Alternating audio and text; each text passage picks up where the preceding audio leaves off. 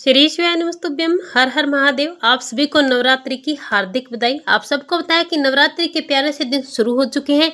अगर आपको अपने जीवन को बदलना है, अपनी किस्मत को चमकाना है, तो आपको नवरात्रि के दिनों में कुछ विशेष उपाय जरूर करने चाहिए।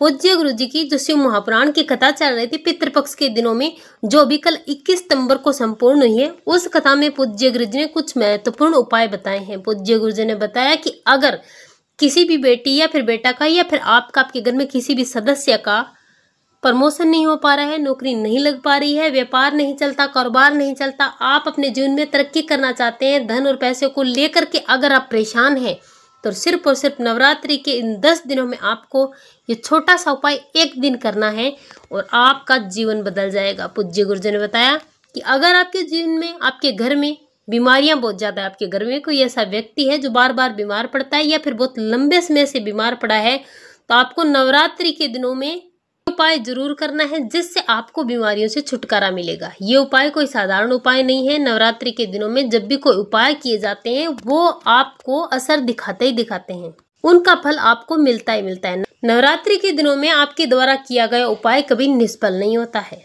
कितनी महत्वता कलश की महाराज। जिनके घर में ज्यादा रोग हो, बीमारी हो, ज्यादा तकलीफें आ रही हो, कष्ट बढ़ रहा हो, बीमारियां बढ़ रही हो, या भय लग रहा हो, डर लग रहा हो, हृदय चित्त में कहीं ना कहीं आपको भय का भान हो रहा हो, तो एक लोटा पानी एक कलश में जल भर कर रख लीजिए और रात भर उसको रखे रहने दो। नवरात्र चल रहा है, उस कलश को रात भर रखकर सुबह सुबह उस कलश में एक बेलपत्र डालकर उस जल को नीम के पेड़ के नीचे, जहां नवरात्रि में नीम के पेड़ के नीचे सारी विद्याएं, आदि शक्तियां, सारी देवी उस नीम के पेड़ के नीचे विराजमान रहती हैं। उस कलश में एक बेलपत्र डालकर रात भर रखकर उस जल को पूरे घर में घुमाकर। आज की वीडियो में पूज्य गुरु जी द्वारा बताए गए 2 ऐसे महाउपायों के बारे में बात करने वाले हैं जो आपको जरूर करना है। एक उपाय है बीमारी से मुक्ति के लिए और दूसरा है धन की प्राप्ति के लिए, नौकरी के लिए, आपकी मनोकामना के लिए। तो चलिए बात करते हैं सबसे पहले उपाय की। अगर आपके घर में कोई भी व्यक्ति लंबे समय से बीमार पड़ा है तो आपको ये पहले वाला उपाय करना है। इस उपाय के लिए आपको एक कलश लेना है, उसमें आपको जल भरना है, थोड़ा सा गंगा जल डालना है और इस कलश में आपको एक बेलपत्री डालनी है। इतना करने के बाद इस कलश को यहाँ से उठाना है और इस कलश को आपको अपने घर के उस कमरे में रख देना है जो व्यक्ति बीमार है, वहां पर आपको रखना है। पहले दिन शाम को इस कलश को रखना है, दूसरे दिन सुबह स्नान करने के बाद इस कलश को उठाना है, अपने पूरे घर में घुमाने के बाद इसे लेकर चले जाना है आपके घर के आसपास नीम का पेड़ है वहां पर। क्योंकि माता रानी जब धरती पर आती है नवरात्रि के दिनों में तो माँ का वास नीम के वृक्ष में होता है और आपको नीम के पेड़ की जड़ में इस कलश वाले जल को समर्पित करना है। हाथ जोड़कर माता रानी से आपको रोग मुक्ति के लिए प्रार्थना करनी है। जो व्यक्ति बीमार है उस व्यक्ति का नाम और गोत्र बोल करके आपको इस जल को समर्पित करके अपने घर आ जाना है। बस आपको इतना सा उपाय करना है। अगर आपने एक बार इस उपाय को कर लिया तो व्यक्ति बहुत ही जल्द, नवरात्रि पूरी नहीं होंगे उससे पहले उसे रोगों से छुटकारा मिल जाएगा। और चलिए बात करते हैं पूज्य गुरु जी द्वारा बताए गए आज के दूसरे उपाय की।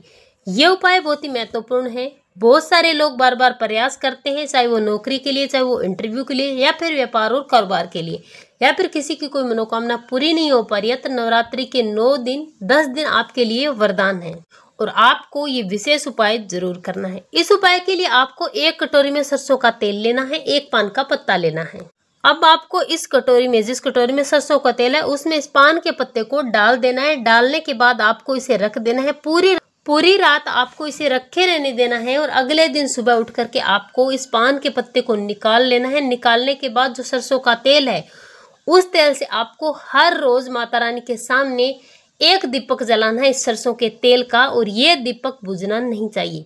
कटोरी में जितना तेल होगा उतनी देर ये दीपक जलना चाहिए, चाहे वो 1 दिन चले, चाहे वो 2 दिन चले। अगर आपने नवरात्रि के इन 9 दिनों में इस उपाय को कर लिया, इस बार माता रानी आपकी मनोकामना पूरी जरूर करेगी। नवरात्रि के दिनों में किया गया उपाय कभी साधारण नहीं होता है। माता रानी इस बार हाथी पर आ रही है और आपके लिए बहुत सारी प्रोस्पेरिटी भी लेकर आती है, इसीलिए आप इस उपाय को जरूर करें। पूज्य गुरु जी ने बताया कि आपको नवरात्रि में विशेष उपाय जरूर करने चाहिए जिससे आप अपने जीवन में जो संघर्ष कर रहे हैं उनसे आपको छुटकारा मिल सके। श्री शिवाय नमस्तुभ्यम। हर हर महादेव।